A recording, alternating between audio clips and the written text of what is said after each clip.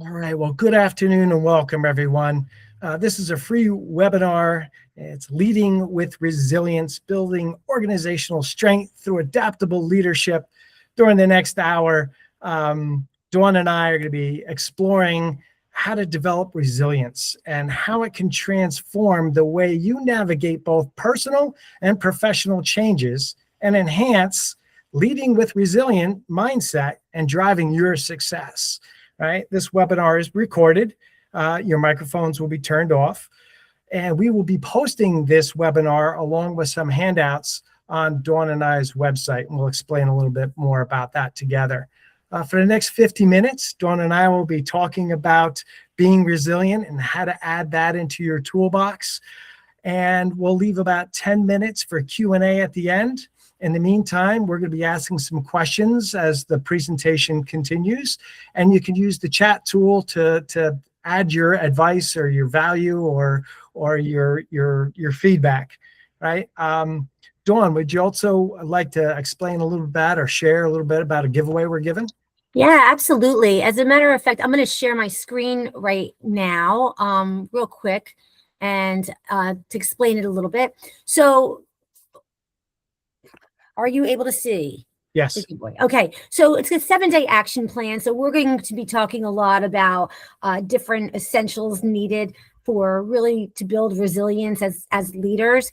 And we have a 7-day action plan. At the bottom of this action plan is our contact information. If you ever want to have a quick chat with us or whatnot, our websites and so forth. So that's pretty much it in a nutshell. And without further ado, I'm going to hand the baton back to you, Roger, right now. And I'm going to stop sharing my screen. All right. I'll bring it back up the presentation. All right. We should be good here now. Yes. Okay. All right, hang on 1 second as I get it into my full view. All right, so welcome everyone. And as we go through the presentation here, we just want to introduce ourselves. Dawn, I'm going to ask you to introduce yourself first, explain a little bit about what you do and how you add value to your clients. Absolutely. So I'm Dawn Cortez. I'm the founder of Healthy Goals, Healthy Living. I'm an executive wellness strategist, certified nutrition coach, and brain health trainer. After working more than 25 years in corporate America and after having a few of my own businesses, I saw firsthand how stress and burnout impact performance and, more importantly, people's lives. And now I work with leaders and organizations and companies to help build resilience by strengthening energy, and mindset and overall well-being. Today's all about giving you just practical ideas, conversation tools to not just handle pressure, but to lead and thrive through it. And that's exactly what I do in my day-to-day, working with organizations through workshops and through actual challenges and programs. Roger, how about you? Talk about you. Thanks, Dawn. Appreciate it. Well, everyone, Roger Jans, 35 years plus in HR and HR management and operations, owner of RCJ Consulting. And what we specialize at RCJ Consulting is leadership and performance development. We use strength-based strategies and methodologies that you can put into play immediately. We get the leaders to lead better. We get the team performers to perform better. And we just add value and link alignment to the work and to the people. So for more information about what I do or what Dawn and I do or Dawn does, please feel free to visit our websites. They're up there. Mine is rcjnj.com. We got a lot of free information out there to help you do your work. And Dawn, your website is? It's healthygoalshealthyliving.com. Perfect. All right, everyone. So let's begin, right? Dawn, defining resilience, right? We heard so much about this now. People use it now as a, what do you call it? A fad word or a buzzword right now, but it really isn't, right? It's something meaningful and impactful and powerful, especially if we're leading in today's environment. So what does resilience mean to you? So, it's interesting because to me, it means adapting and persevering in the face of adversity. I'm sure everyone here can reflect on a time in which they had to do so either personally or professionally. And if I even say a time, that's like laughable because it's throughout the day, it's throughout the week, right? Throughout the year. But according to the American Psychological Association, resilience is the ability to adapt well in the face of adversity, trauma, tragedy, threats, or significant sources of stress. So all Yeah. about adapting. Yeah, right. I mean, and my clients, from my perspective, right, coming into this webinar is just a business and leadership performance perspective, right? So, more today, right, with changing of technology and the speed in which business is being conducted, competition, even just getting people, the war on talent, right? So there's so many obstacles and challenges always coming our way. To be adaptive and persevere in the face of adversity and be able to transform challenges, right, into opportunities for growth is what really resonates with me when I think about resilience, right? I hope that resonates with everyone else. If you want to put in the chat, maybe a couple words as I go to the next slide, what if we say resilience, what's the first word or first two words that pop into your mind? Good question. And why is it important to you? Right. Absolutely. Yeah.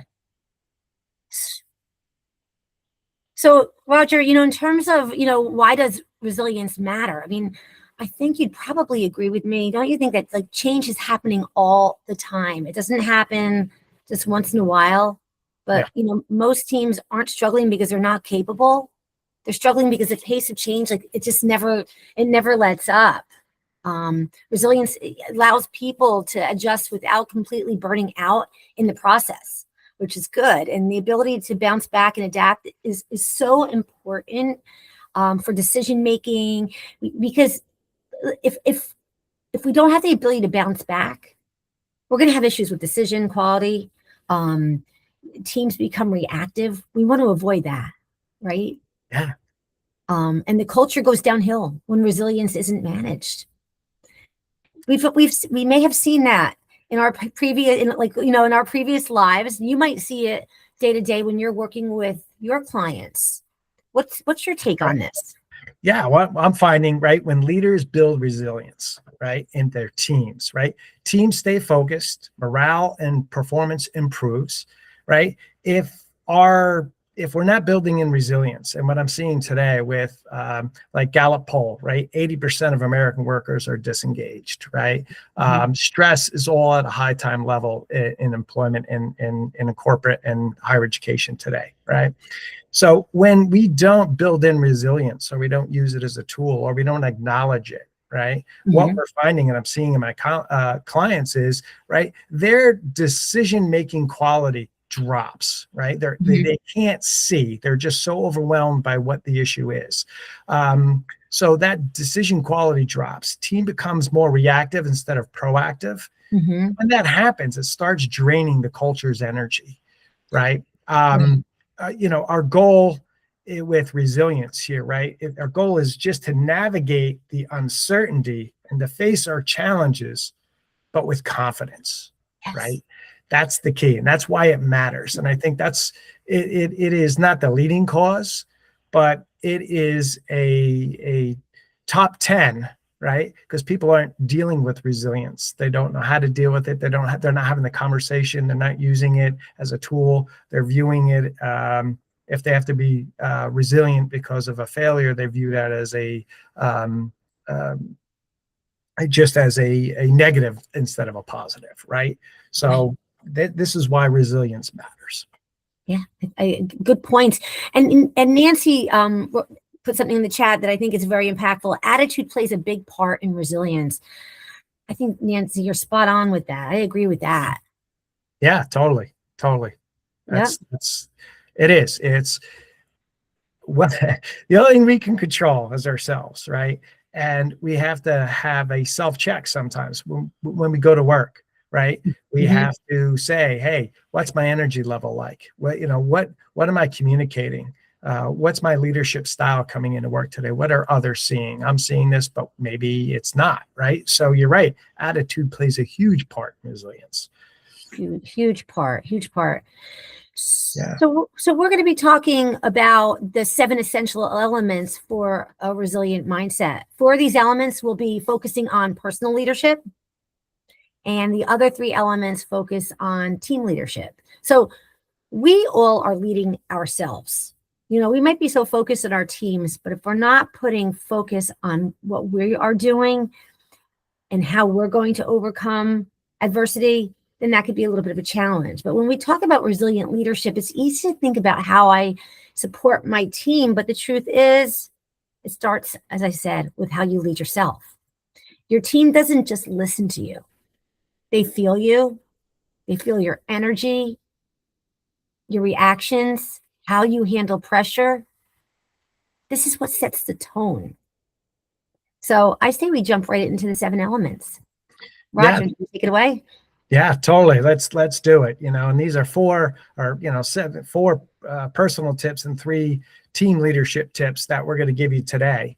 As leaders manage our own stress and energy, right? We need to manage it, right? Because as a leader, if we're not leading ourselves well, right, we can't lead others well, because you can't give someone else something they don't have, right? So, let's just jump right in. So the first tip we have for you is flexibility, right? Flexibility is short term, right? It's adjusting how we execute. It's changing your path, right? It's not changing the goal, right? It's changing the path. That's flexibility. This is where I focus a lot of my attention with my clients. Sometimes as human beings, we cannot get out of our own way. We have our ways of doing things. We always did it this way, or this is where I'm most comfortable. And that's okay, right? To acknowledge that. But sometimes we have to be flexible, change our communication style. We have to change our leadership style. We have to change a technique or a task at hand to get better results if something's not working. Leaders, when you guide teams through uncertainty, right, you have to make sure you're maintaining clarity of the direction you want to go. But it's navigating those steps that sometimes need to change, right? So that's my take. That's my tip on flexibility. Dawn, what's your coaching advice here, coming from your perspective? So I believe that things rarely go exactly as planned anymore. Sometimes they do, and that's a really good thing. But the leaders who succeed are the ones who can pivot without losing the momentum. So flexibility, to me, increases options, and options reduce stress. And you might have everything perfectly set up, but somebody comes into the room and they say, you know what? I have an idea I'd like to share with you. And that's when it's so important that we understand what that idea is. And at that point, we might want to be flexible and change what that plan is, because it might be better than what you already have in place. I've seen that over the years. And with my own clients who I'm coaching, if I'm coaching somebody with life coaching, or whether it's nutrition, if something just isn't working, then we're going to switch it up. So for instance, it's the holidays and someone has some health goals, and they say, but we've got Hanukkah, we've got Christmas, we have this and that.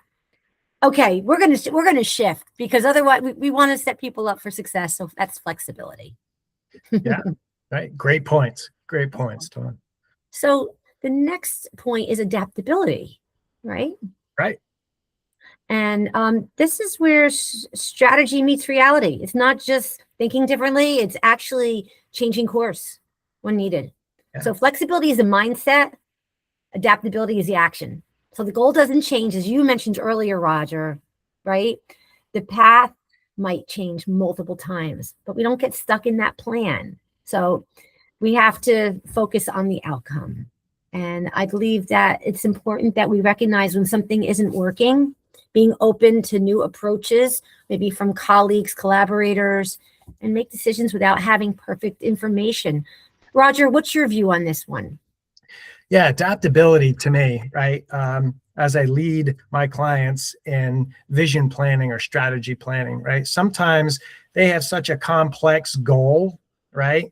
It's too complex for one goal. So what I work with people and I teach them to try to be adaptable, maybe that goal should be broken down in 3 different goals, right? Mhm. And then you have 3 different paths to get there or multiple paths to get there by being flexible, right? Adaptable is saying, okay, this is too much in one sitting, right? Especially when we're planning strategy, right? We shoot for the stars. We write these beautiful plans, and then the plans get put on the shelf because they're just no one's following them, no one's utilizing, no one's reviewing them, and no one's assessing them, right? So being adaptable is knowing your business, knowing where you're here today, where you're going to be tomorrow, what's the path you're getting there, and just being open when you have to pivot. Right. And we're all going to have to pivot. Resources change, economics change, people change. Right. I worked with a client that their team lead left and they put all their resources into that one person. Right. So they really had to be adaptable at that point because their strategy didn't work. Right. They had to change their strategy to get their expectations and goals down. So, being adaptable is just kind of looking at things, having an anticipatory thinking, using anticipatory thinking, right? Knowing your environment, know what's coming up, what could happen, these are all things being adaptable means and being resilient means. Absolutely. Roger, there was a time that when I worked at Pfizer, we went through a 3-day drug launch. We were all away. There were a couple thousand people there.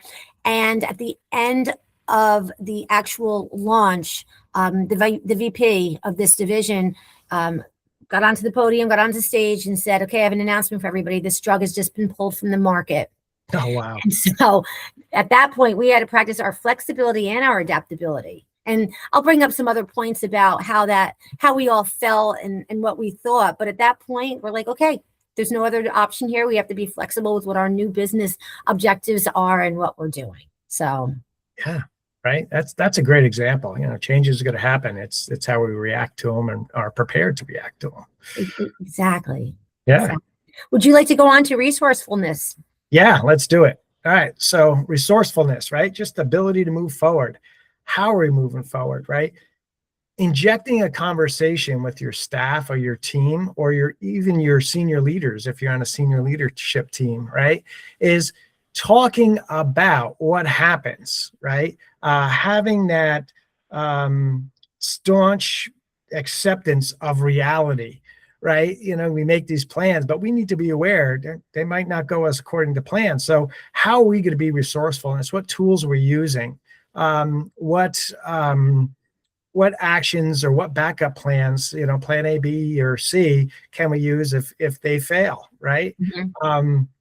Here, what I kind of coach my clients on is I adapted the mixed martial arts approach to leadership, right? And being resourceful as a mixed martial artist, there's tons of moves. So you're not going to use all the moves in your toolbox, and you might not use one move all the time. You need to adapt and have others, because sometimes you're going to throw a move and it just doesn't work, right? And now you got to go on defense instead of offense, right? Same philosophy applies in business, right? That's being resourceful, knowing different paths or different collaboration techniques or strategies or contacts to help you move forward, right? Absolutely. And I would love to add to that. So a couple of, resources that I also focus on is our team, our mentors, our maybe even our cross-functional partners. And as you mentioned the word collaborating with them. Number 2 would be the tools and technology. There are project management tools, there's communication platforms, there's AI, and every day there's a new AI platform out there. Data dashboards. We can leverage Slack, MS Teams, ChatGPT, Claude, Grok, Gemini. Can I keep going on? I'm going to stop there. Also, our internal resources. Never underestimate your experience, your judgment, and your past wins, and most importantly, your past failures. Yeah. I've learned more from my failures, Roger, and everyone than I have from my wins. And we all have them. We all have them. And then the last one would just be your time and energy. You need to protect your energy, because if you're running on empty, like picture a car, okay? If you're running on empty, you're not a resource to anybody, including yourself. So protecting your energy is important. Yeah. All great points, right? It's just, we have so much today that we can use. We just have to be open to using it, right? And also open to asking for support and help, right? Right. Right. And having that, almost redefining failure too, right? As teams, it's like you just said, we all fail. We're all going to do it. We're human. We've been failing all our lives. Luckily there's more wins than losses. But if you come from a child's approach, when a child learns to walk or talk, they're failing constantly, but they're growing. They're and if we can, we forget that as adults, but if we can harness that creativity, right, and apply that to our daily lives, and it's a tool. Well, if you don't use it, you're going to lose it. So you really need to practice it. And don't be afraid to try something, and you're going to have a setback, but how we recover from that is really important. I agree. And so often we wait until we're perfect, or we're striving to be perfect. Listen, that's a big area that I'm working on. I'll never be perfect. As my mom used to say, perfect in her world is PURFECT. Yeah, right. You just have to go, and then you can correct things along the way, with most things, of course. Yeah. Yeah. No, too funny. I was going to do a joke there, but I'm always perfect. But yeah, no. We're going to stay away from that, because anybody knows me knows that's not true. Right. I call it the Rodney Dangerfield approach to leadership, right? You got to make fun of yourself and make light of it, so you can move forward and learn from it and add value, right? It's all about adding meaningful value to what you're doing. I agree. I totally agree. So emotional intelligence, right? This is something that's being talked about a lot. Turn on the news and you're going to see a lot of leaders having a lack of emotional intelligence right now. And I just think it's stemming from a variety of things, right? Just the pressures in business today, AI, again, talent management, competition. People are coming to their office and they're stressed out already, right? Because their life happens. And why does it come out at work? Because they're there the longest, right? That's why it comes out at work. So all these things are dealing with it. We need emotional intelligence, but we're drained by the time we get to work. So Dawn, what advice do you have for our listeners? Well, I think that emotional intelligence, this is the most sought after skill when working with people. To me, it's all about awareness of yourself and the people around you. It's important for us to have the ability to stay composed with everything around us. You may not be the leader, who really needs to manage their own. You might be the leader who needs to manage their own emotions. And that's okay. If somebody identifies like, I need to become a little bit more emotionally intelligent, that's okay. You can work on that. And there's certain things that can be done. Chaos is going to be around us, but the leaders who actually, they take a moment for themselves, they focus to kind of reset, maybe counting 1, 2, 3 before they respond. They're less reactive. They read the room. It's not about just controlling the emotions, but taking that breather so that they can then assess the situation and then lead it. I think that's important. I mean, I've got all kinds of breathing exercises, but just to pause.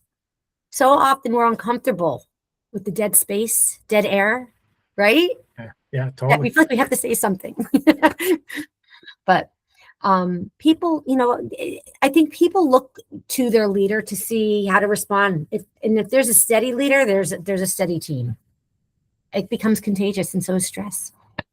Right.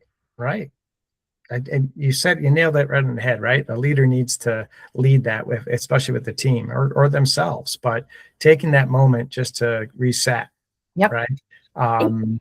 It could be as a group, or if you need individually, I was sharing with you the other day about, just if you really need a reset and you feel emotions got it, just take a time out from the meeting, go to the bathroom, go to the lavatory, whatever, go take Yes. a walk outside.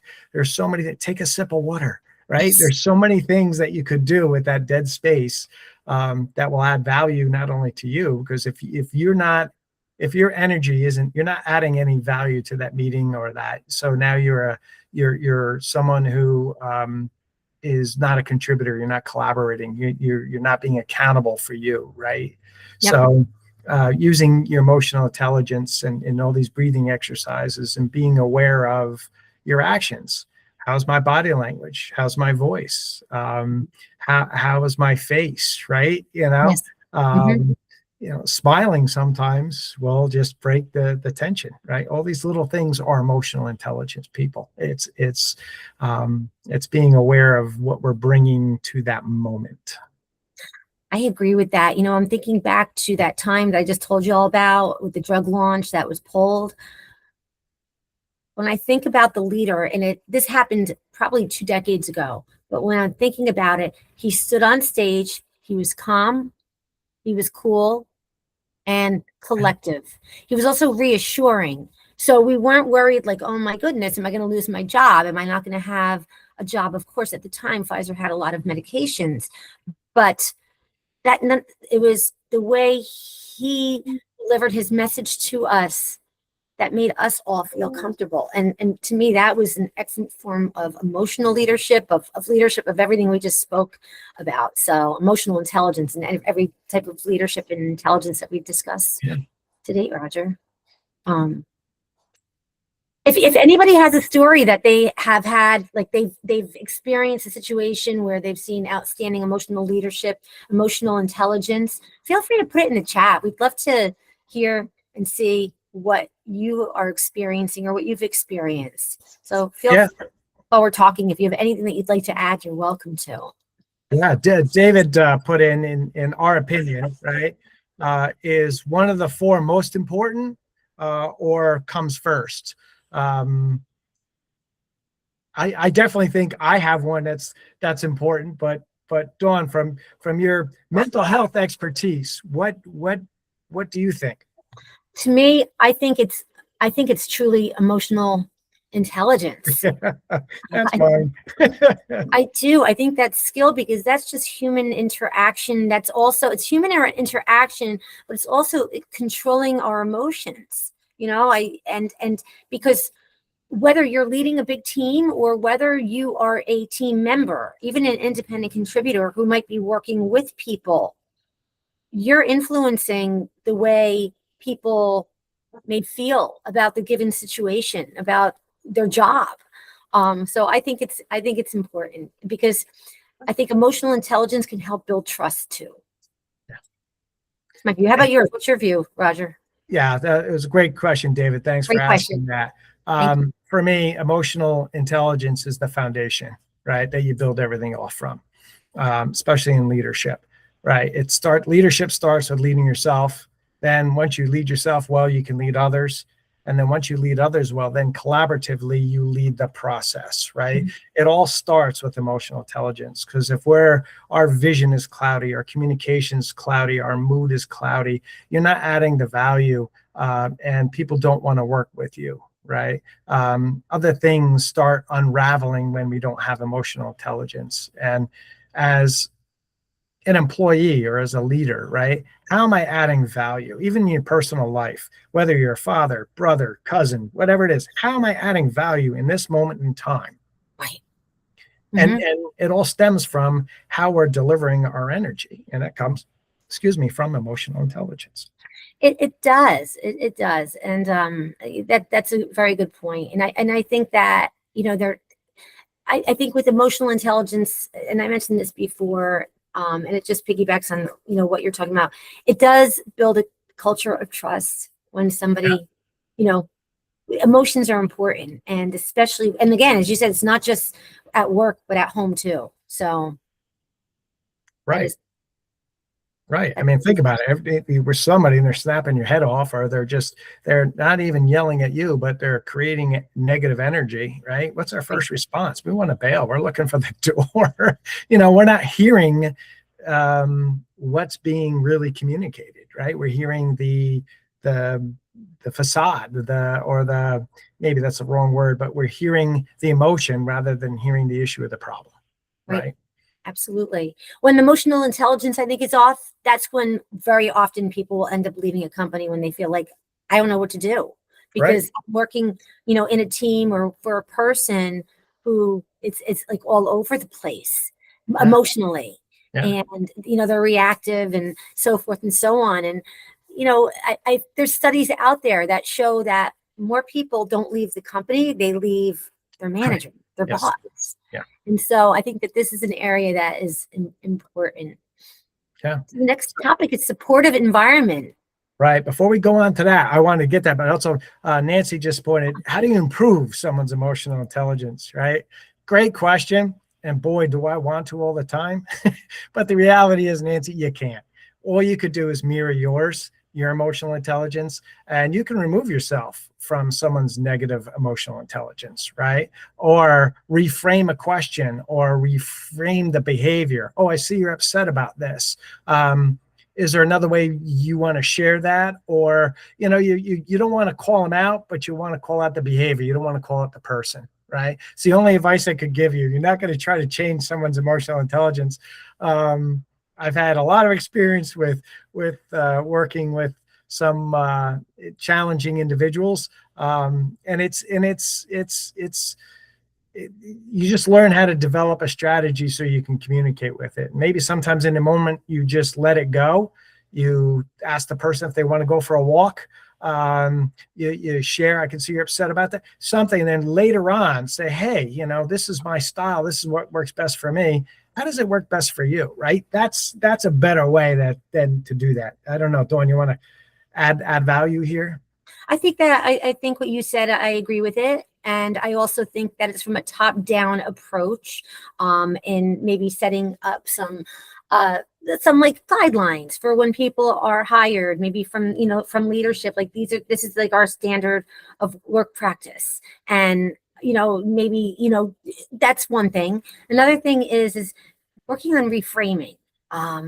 So maybe there's, if somebody says, hey, can you go do this task? Can you work on this project? And they say, no, I've never done that before. If somebody would be so bold to answer it like that.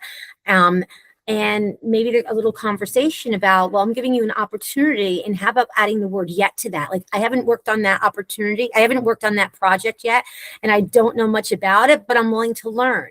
And if that's part of like the fabric of an organization from the get-go, like, we're always looking to learn, we're always looking to grow, and we'll be talking about growth mindset in a little while. But that could potentially help. So I think the reframing could be something that could help. But yeah, it's not something that we can necessarily, as Roger said, like teach per se, but how we react to them could definitely play a piece that could help. Right. Great questions. Thanks, everyone. Yes. So leading the team, right? Resilient leaders, they stay focused, they're on the goal, on the task. And at the same time, they're creating a stable team, right? And they keep moving forward with the project, and they might give you gentle nudges, or they might push you in a way that's positive to get through what they need to do. So what advice do you have for a supportive environment, Dawn? For a supportive environment, supportive means trust. It means having the team work together, collaborating, connection, Roger. It's about helping people, showing people that you're there to support them, to help them move forward when things feel uncertain. Resilient leaders, they keep everyone focused on where we're going. And if the path changes, that's okay. Gathering a consensus by asking, people, like, for their input and so forth. I think that helps, that people say, okay, I am part of this team, and I can help the whole project move forward. the team needs clarity and they need calm. And Yeah. I'm going to keep using that word trust. There needs to be a culture of trust, collaboration, and connection, because when you have that, no matter what comes into play, people are going to be a little bit more supportive, and it comes from the leader. So it makes everything easier. John Maxwell once said that a leader is one who knows the way, goes the way, and shows the way. Yeah. And it's true. How about you, Roger? Anything you'd like to add? Anything further? Yeah, no, you really said it well. It is the leadership's responsibility, right, to create that culture and create a supportive environment. And it goes even as far as, how do we conduct ourselves in meetings, right? How does the team respond or react to failure, right? Mm-hmm. Creating that environment where it's okay, let's get together and talk about it. We're not blaming people. We're talking about a problem, and we're going to be listening to learn, not listening to cause excuses, or, listening to just hear ourselves talk, right? Mm-hmm. And it's that leadership really needs to guide that for the team. Even Mm-hmm. for ourselves, when we lead ourselves, right? We got to be aware of, how do we react to failure? What's our go-to method? And if our go-to method is more self-destructive, well, let's seek out other resources. Let's use our emotional intelligence, right, to find out a way on how to be supportive. But I've known clients that, had to even spell out an agenda, how people were going to react in meetings, right? How people were going to react to a process for problem solving, right? One of the clients I work with, we put up what I call 4 corners. We put up questions that were failures, but we turned them into questions, and we gave everyone Post-its, and everyone came in the room and they were just putting Post-its up, right? Great way to think of strategically thinking about a problem and putting words into action, right? Mm-hmm. Without blaming, right? Mm-hmm. So all these things that you could do to create a supportive environment are easy to do. They don't take a lot of technology. They just take time, practice. And like I said, I like to, say to my clients, patience, love, and understanding, right? Mm-hmm. Mm-hmm. I like that practice. That sounds really interesting. The 4 corners you said, right? Yeah. Yep. Yeah. We've done something similar to that when I worked at Gartner, and we got a lot out of it. It really gets people to talk, open up a little bit, right? Right. It's using everyone's senses, right? They're seeing it, they're hearing it, they're feeling the paper, they're feeling, it's just, it's a great way to strategize.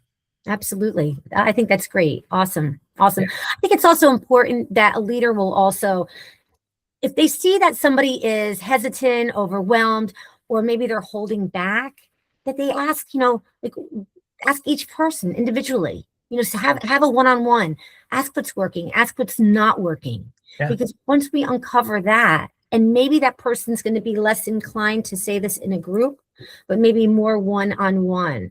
And if that leader has somebody in between the quote unquote team, let's say a project team, and them, maybe it's a good idea for a relationship to be developed, even a light one where there's comfort, so that the people where there might be a person in between, like a manager, let's say like there's, there's the staff, and then there's a manager, and then there's, let's say, somebody at a higher level.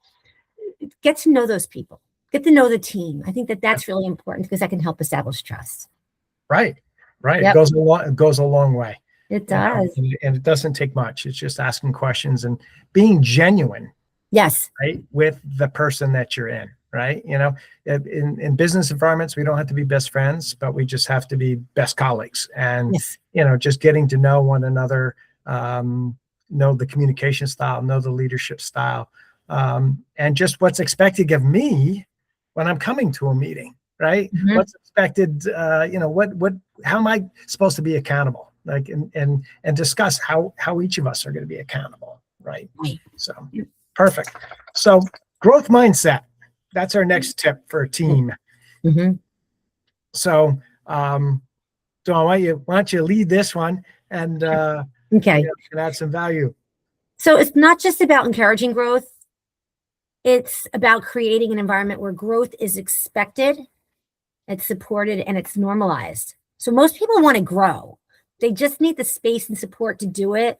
So normalizing learning in conversations is at the end of a meeting, I think is important. So for instance, like ask, a question about, so what did we learn from this? Okay. And maybe just jot it down, or, a 5-minute reset once a week to ask what worked, what didn't work, and what can I do better next time? And ask people to share one thing that they're working on. Of course, a growth mindset can include, it could, of course, include trainings and things of that nature. But in terms of, just mindset, it means advancing and not staying at a stagnant place. I think, once we go to these meetings to see, like, let's hear, like, what's working, what isn't working. And other people might value from that too. Yeah. What do you think, Roger? Anything additional? I mean, for growth mindset, I mean, especially in business today, right? We're talking about being resilient leader. It's just normalizing conversations about uncertainty, right? Having that learning opportunity about what someone is saying, and then build distributed resilience into your team. In other words, not one person is solely accountable. You all are, right? So understand that, so you can all add value to that.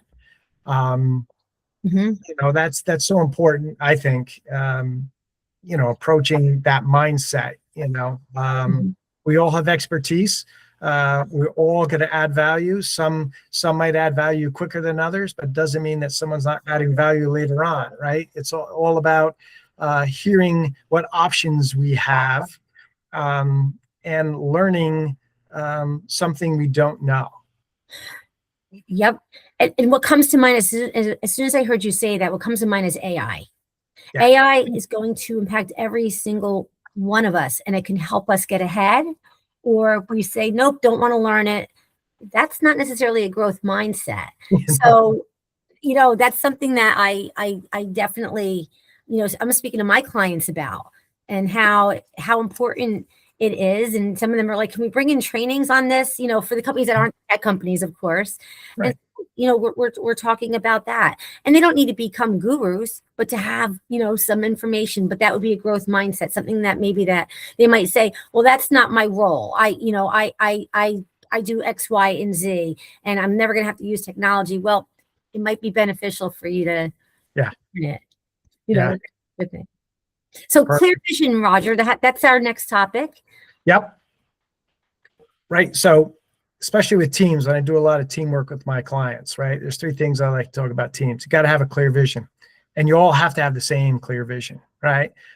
Some of my trainings, I'll ask my participants, describe a forest for me. And everyone describes a forest. Well, my vision of the forest was actually a redwood forest in California, but I didn't say that, right? My vision wasn't clear on purpose, right? People were describing tropical rainforest. Some were discussing a Mississippi pine forest, right? Or in New England, foliage in the fall, right? Everyone has to understand the same vision, right? And clearly articulate with each other. If you don't do that, communication gaps fall, then performance falls. It's just, without vision, and everyone has to have the same vision, you're not going to be there. So what do you think, Dawn? I agree. I agree that a clear vision is going to create alignment and momentum, and an unclear vision causes nothing but confusion. So, asking questions: where are we going? Are we okay? Leaders bring the team back to the big picture. So, other questions could include, like, what's your perspective? How can I prepare? Right. I'm going to have I'd like to have a meeting with you, Roger. I'd like to have a meeting, and I'm sure you're going to ask me, like, well, okay, but like, what's this about? Right. Right. People may have different visions of the clarifying questions, but they really do help. And one thing that I find valuable in in an organization over the years was always having an accountability partner. It can be valuable to help each other. And I think it's also important that we respect each other and show respect to others, even the people that we don't quite understand. Maybe take some time to get to know those people. Right. You know, one practice is maybe at lunch, like sit with somebody who you don't normally sit with. Get There to you go. know somebody who that, you know, maybe that you might have a vision of who that person is, but in reality, you're saying, I really don't know that person. Get to know them a little bit. And you might find that you're much more even aligned personally than you ever could have imagined. Yeah, absolutely. Well said. Thank Well you. said. In a matter of time, and we're Yes. looking at time, so we'll just keep going. We'll definitely give you some Q&A at the end. I know we're approaching the 10 of 12 people, so we will make sure we're on time. Yep. So that resilient perspective, right? You know, we need to share that with our teams, right? And we need to share how to be adaptable, how to grow, how to how to be strong. Acknowledge the thing here that resilient perspective that's really needs to be driven home here, right? Is acknowledge the difficulty, right? Especially when you're working with your team. Acknowledge that they're going through tough times. Acknowledge that failure. Acknowledge that thing. But okay, you're acknowledging it, right? It happened. But then say, okay, here's what's possible, right? Here's where we can go. Here's what we can do with that. So that's to me is the resilient perspective is acknowledging, but then moving forward despite of the acknowledgement. I couldn't have said it any better. Why don't we move over to the mindset shift? How's that? Perfect. Okay. Perfect. So go ahead, Dawn. What's your advice for us on this?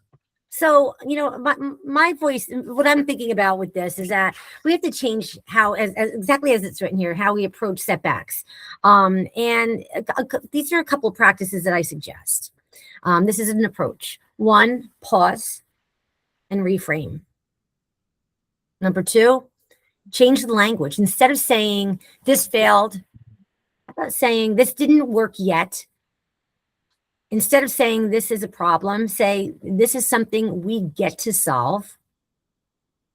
Share the lesson. Talk about what we learned, right? That would be a mindset shift. Look for the next step. Or actually share the lesson, you know. Yeah. And once we talked about what was learned, you know, make sure that, you know, people have a voice and they can explain what they're thinking. Look for the next step. Normalize it. Sometimes there is going to be discomfort, and letting people know that it's not always going to be smooth sailing. And some of the best, listen, when the iPhone was created, you know that there were certain things that failed until they got to success, and they learned from every failure. And that's the case with every organization, because there's always going to be change. For organizations that are 10, 20, 50, even 5 years new, there's always going to be, even 1 year new, there's going to be lessons learned. And there has to be a mindset shift. And it's not of this was complete failure. No, like, let's look at this and let's see how we can learn from this. How about you? What is your thought, Roger? Yeah, I mean, to me, it's just changing how we interpret what's going on and how we respond, right? It's as a resilient leader, you know, we're seeing setbacks as positive feedback, right? Or just feedback. Like you said, change the narrative. Movie comes to mind, which I think this is such a great mind shift, right? Dumb and Dumber, right? And he asked the girl, will you marry me? And she goes, not in a million years. And he goes, well, you're telling me there's a chance, right? That's a huge mindset shift. I know it's a goofy movie, but having that perspective, right? Or having seen the opportunity out of it, you don't know what's going to come from seeing that opportunity. Right? So it's true. It's true. Perfect. All right. So now we're going to culture. And individuals, we're almost there. You know, we're almost done. Yep. So culture, Dawn, share some insight on that. Okay, so when resilience is built into this culture, teams, they don't panic when things change. You can talk about resilience all day long, but if it's not part of the culture, it doesn't last. Peter Drucker, he stated that culture eats strategy for breakfast. So you might have a good strategy, but if the culture's not there, then we don't have much. Teams don't just follow policies, they follow patterns. They watch how leaders respond to pressure, to change, and to setbacks. And that becomes the culture. So the question is do people feel safe speaking up? Do they feel supported when things don't go perfectly? And do they understand the bigger picture? I do a lot with teams, with team engagement. And that's something that when I'm speaking to an organization, I find out first, like how their team engagement is and what they want to work on. And many, many times it's culture. But there are places I've been to, even recently, where culture seems extremely strong, where the longevity of the client has, not the client, of the employees has been a long time. Roger, anything that you'd like to add? And I'm talking quickly right now, purposely. Yeah, no, I get it. I get it. No, you said it well, right? Culture is everything, and this is where, at least in America, our workforce is struggling with, right? Is culture. 5 different generations in the workforce, 5 different expectations, 5 different visions, competition, you name it, right? Leaders just have to find a way to drive culture. You can't throw pizza at individuals and think culture is going to turn around. You can't have happy hours at work, and you know that's nice, but it doesn't drive culture. You know, people drive culture.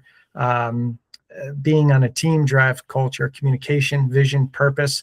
You know, my purpose, my value drives culture, right? You know, and as an employee of that company, I want to be valued. I want to be listened to, and I want to add, right, meaningful work to what we're producing. And that's culture. That's how we fix culture. It's so true. So true. All right. So we got one more slide and then we can open it up for Q&A. So yep. Results, right? Resilience, right? Remember, resilience is the driver of performance, right? It's not just a way to respond to difficulty, right? When resilience is applied with the 7 tips that we gave you, right? That's going to drive performance and not just be a reactor to it, right? Resilient leaders don't just survive challenges. They actually perform better because they know how to navigate them, because they have the confidence, they have the collaboration. Each member of the team knows how to be resilient and apply resilience to make the work meaningful and alignment with the vision of what you're trying to accomplish, right? You know, that the bottom line, that's results. Yep, absolutely. So what do you think, Dawn? Want to add a comment here? Or? I'm going to add one more comment. And just like in conclusion to, you know, when we look at everything we've talked about today, it all comes back to one thing. At the end of the day, this isn't about adding more to your plate. It's about how you show up, especially when things get hard, because your team is always watching. They're watching how you handle stress, how you respond to challenges, how you carry yourself when things aren't going as planned. And whether you realize it or not, that's what shapes your team. Yeah. So if you take one thing from today, just start paying attention to how you show up under pressure. Roger, would you add anything to that? Not at all. That's perfect. Yeah, you know, again, just like anything, you know, it takes practice to be resilient. We do it naturally as human beings. But you know what? If we're not applying it as often as we should, our approach to resilience could be a little rough. But the more you approach it, the more you discuss it, the more you practice it, the better you will become. Yep. So shall we open up the Q&A? Yeah, absolutely. And I'm gonna add the giveaway. Yes, perfect. So the giveaway individuals will be in the chat, the link to it. If you go to our website, if you can't get to it today, it'll be, Dawn, is it okay? It will be on our websites. We'll put it up there. Yes, mine will eventually be on my website, but I'm also going to have it on my LinkedIn too. Okay, perfect. And same with the recording will be on our website, and also the handout, the PowerPoint presentation. So all right, go ahead. No, go right ahead. Regarding clear vision, were you referring within each department or overall company vision or both, right? From my leadership perspective and my performance perspective, you need both, right? You have to have the overall vision, but then you have to have your vision of how you're going to. Each department needs to come up with a vision on how they're going to meet the company goal, right? Or the company mission or the company's vision, right? So it is both. Dawn, what do you think? I agree. I do agree. I think both. There has to be one for just that department, and then a greater one too. Love this question. Who's responsible for developing the vision? Right? Great question. What my perspective, right? Your company's vision is your senior leaders, right? And they should be appointing people throughout the company to help them write that vision, right? Mm-hmm. Then the team's vision, right, is up to the team lead, whoever that is, a director, VP, coordinator, whatever that title is. Mm-hmm. But I'm going to take it a step further. My vision for my team has got to be developed by me, right? How am I going to be the X to complete the Y? What value am I adding? What's the path I'm leading, right? And that's where I think a lot of individuals don't come from, is they see the company's vision, they see the department's vision, but they don't have a vision themselves to get to point A to point B. Mm-hmm. And this is something you could bring to your review, right, with your manager or your team supervisor, or whatever it is, right? You have a say in that. So why not create that vision for yourself? Mm-hmm. I agree. And that also gives a voice to the individual too. Yes. And today people say, I don't have a voice. Why should I care? I'm disengaged because no matter what I do or say, doesn't matter. Well, you might not have a say up, but in your own work, you have a say in what you do. I mean, yes, you have the job description. You got to do that job description, right? You're not going to create your own job description, but you have a say in how you do the work. I mean, you have a say. And Nancy asks, is it possible to recover resiliency in a team that has been disengaged? And I believe that is possible. One thing that I've seen work before is creating not more work, but pulling some people, asking for volunteers, to have people, maybe form a little bit of a pod.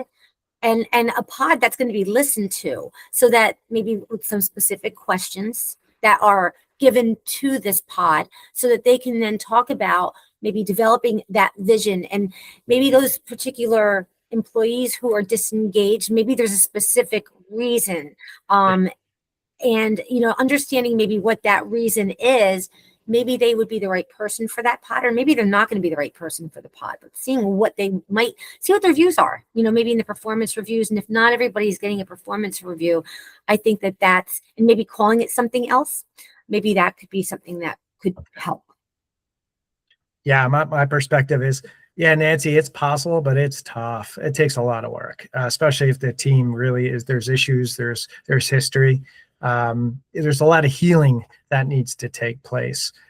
So that needs special care. Special care means you need to collaborate with other resources to help you build that trust, that work team approach again. But absolutely, it's definitely, it's reasonable. It's a reasonable ask, but it's going to take a lot of work. Absolutely.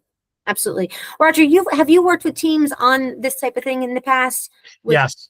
Yeah. I just worked with a client last August. They were having challenges with leadership. They had a lot of leaders at different spectrums. Some were new, some were in the middle, some were very young, experience, not age, right? So they had this collaboration of experiences, and they just had challenges with work styles, communication styles, and their approach and how to get it done. So that led to a lot of challenges individually. So we did a lot of work, but after about 5 sessions, about 8 hours, we were able to get to a point where they started building. They started repairing. They started adding value to relationships. So thanks for asking that question. But yes. Good. Does anybody else have any further questions? It's 1:03, and we just want to be respectful of your time. Yes.